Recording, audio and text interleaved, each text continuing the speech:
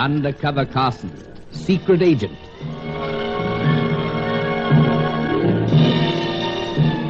Operation Deathray, an assignment in Rio.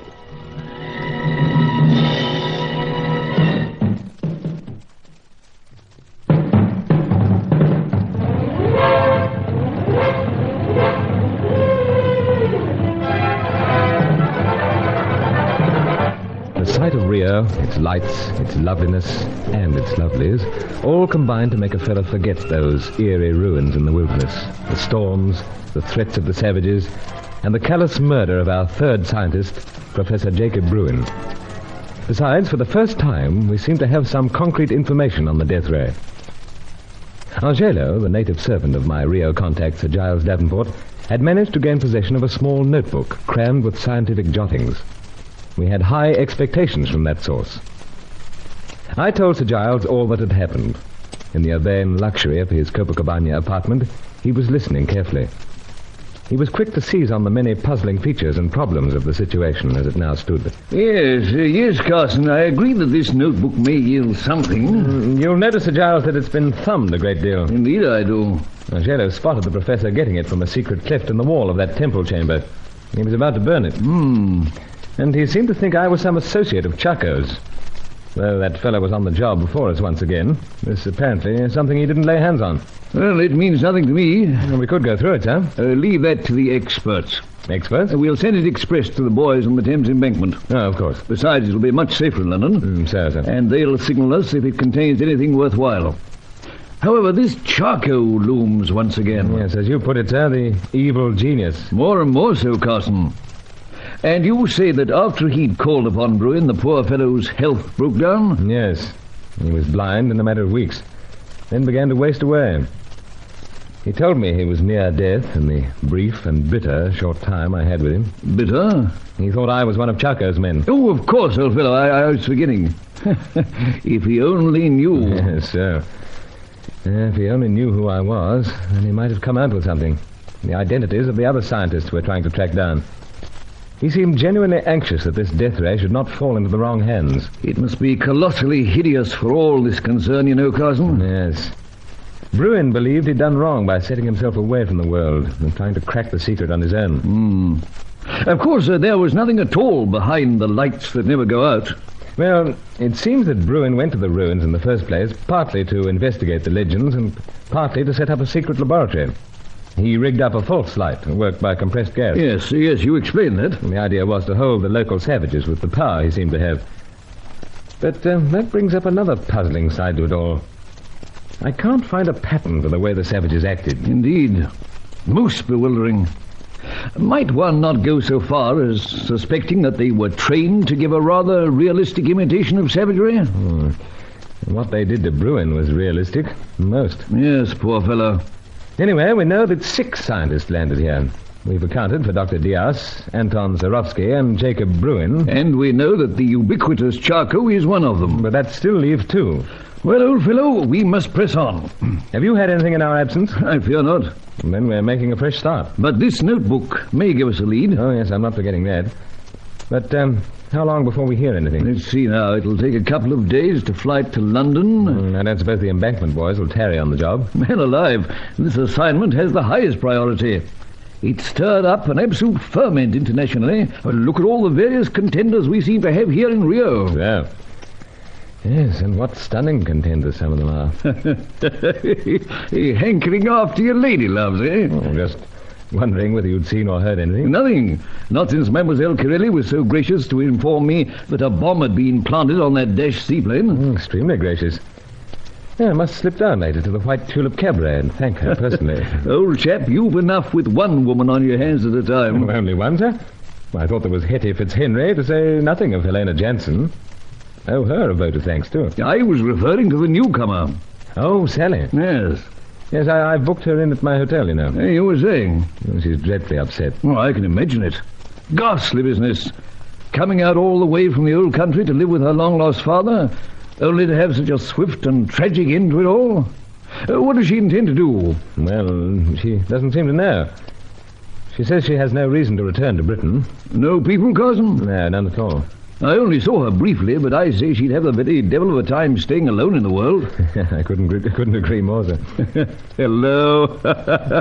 Anything wrong, sir? You know, my dear fellow, she's just the type of young woman I can imagine as a wife for you. Oh, Sir Giles. But there'll be hell's delight with the others. By Jove, this dashed assignment isn't without its moment for an old codger of a sideliner. But Carson, I've got it. I'm not too sure I like the sound of this. No. Not announcing the banns or anything. I just remembered. Julius Grant was speaking to me yesterday. He's after someone to act as a part-time secretary. Sounds interesting. Most. He's compiling another book on his South American explorations. Wants someone to sift out data, research, type and so on. Wondered if I knew of any young lady in the British colony here who might be interested. I say, that'd give young Sally a chance to keep her mind off things. That's it, man. It'd be most agreeable work. Well, then how about we put it up to the commander? Indeed. But what's the hour? Just gone 7, sir. Then Julius will be at our club having his usual snort or two. Could do with the same himself. Come along, Carson. We'll get Angelo to drive us there in the rolls.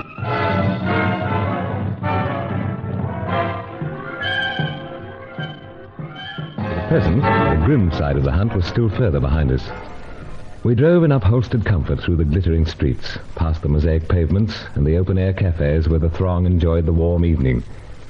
The club was fiercely British, but Commander Grant was the type of man who knew how to unbend. He'd travelled over vast expanses of South America, though now he claimed that most of his exploring was done from an armchair. Well, gentlemen, the very best. Your good health, Julius. Cheers, Sam. By George, Carson, you stirred me up, dare to back. Oh, how so, Sam? Going off on that northward jaunt. Oh, that. Dull, really. Looking over possible cattle-raising areas for my company. Still, you were getting out into the wide open spaces. I've stagnated. My good fellow, you've been pretty active in your time. Well, reasonably. Did everything go to your satisfaction, Carson? So, Sam. Got what I wanted. Good. Well, it's a surprise to see you both here. For myself, Sir Giles, I was starting to think you'd deserted the place. Oh, never that, old fellow. But there is an ulterior motive behind our tracking you down. Hello. You might recall that business about a secretary. Secretary, Sir Giles? Yes, a young woman from the British colony. Of course, yes. Someone to help me out get the papers and so forth in order. Yes. Well, we think we have the very person, an acquaintance of Carson's. Well, it's very good of you, sir, to think of me. I merely gave it a passing mention, you know. I don't know whether she can type, Commander, but I'm sure she'd jump at the chance of helping you out. Well, just for an hour or two a day, you know. She'll be well rewarded for her trouble. Oh, naturally, but Sir Giles suggested we might drop in and talk it over with you. There's really nothing to talk over. If you think the young lady would care to take it on, then I'm only too pleased to accept her offer. Actually, we haven't mentioned it to her yet. Oh, I see. We thought we'd clear it with you first. I'm in your hands, gentlemen. Then we'll leave the rest of the arrangements to Carson. Fix it, sir. Was that really what brought you down here? No, old man. I rather pulled the wool over Carson's eyes. It seems years since I've touched a billiards cue. But I'll warrant you still your old skills, huh? Well, I'm gnashing my teeth for a game. You are, sir? Well, then, if you'll pardon me a moment, I'll have a table book. We'll dine first, of course. Understood. I'll make it for 3/4 of an hour. There won't be a couple of shakes. Splendid. He's an awfully nice fellow, Carson. Known him long, Sir Giles? Oh, seems to have been around the place ever since I arrived. Though he went back to the old country for the duration of the old show. Other matters kept me here, of course. Understood, sir. But the commander... First World War, Navy type. Oh, I see. Anyhow, we'll have a night off. I think we've earned it.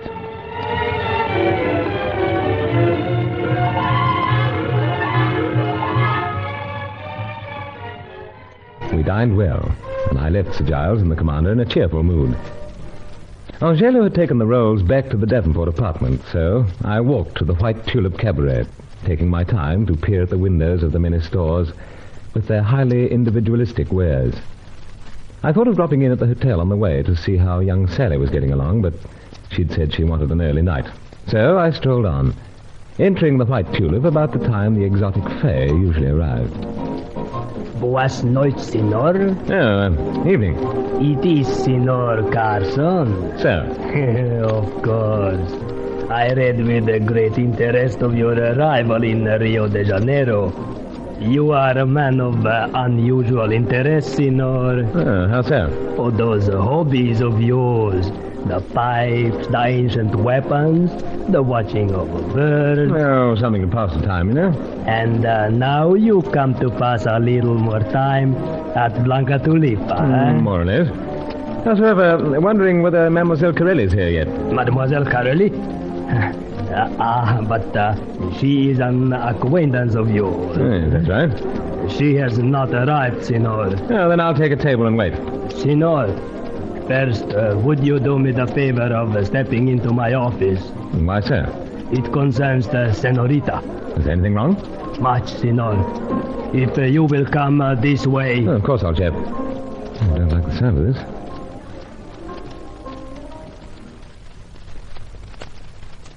Well, my friend? My name is Reliana, Signor. I am the part owner of the establishment. Well, Senor Reliana. What's this about Mademoiselle Corelli? You do not know? Why else would I be inquiring, I ask you? On the evening before last, she danced like a novice, Signor. She had something on her mind. Last night, she did not arrive to dance. Today, it is impossible to find. Impossible to find her? You tried her apartment? Indeed. Not there. I fear not. I don't like the sound of this. Nor I, Signor. You know her apartment, of course. Sir. Then perhaps you have knowledge of other matters which occupy her. I'm afraid not, old chap. I have reason to believe that is so. Oh, my dear fellow. I will not take any such answer. Oh, what other answer can I give? What you know of the senorita. And it requires no expert knowledge of weapons to tell what I now hold in my hand. It looks like a Luger with silencer. See, and be warned, Signor. I will not hesitate to use it in order to gain my ends. Signor, what do you know of the senorita, Mademoiselle Corelli?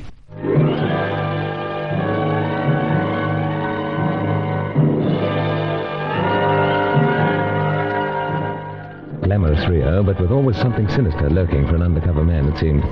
Apparently, Fay Corelli had vanished after warning us about the bomb planted on the seaplane. Now there was the squat and menacing Reliana. What part did this Senor play in Operation Deathray?